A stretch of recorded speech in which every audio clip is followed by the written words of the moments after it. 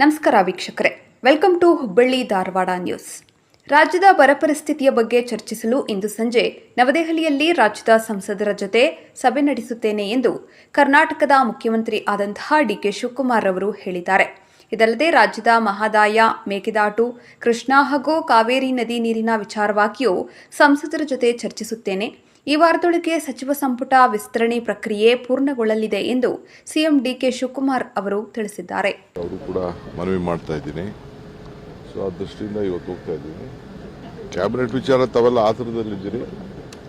I think ಈ ವಾರದೊಳಗೆ complete ನಾನು ಎಲ್ಲ ಎಕ್ಸೈಸ್ನ ಫೈನಲೈಸ್ ಮಾಡ್ತೀನಿ. Sir, you have called an important meeting of MPs in Karnataka. Yes, of course, we have to inform our MPs. For the first time after I became Chief Minister, I have called them.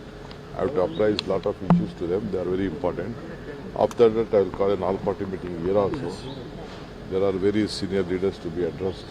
As soon as I come back, I will meet them also. I will meet the opposition leader, the former chief ministers and all. There are some important issues to be informed to them also. I will do it. There is a continuous objection. Sir, there is a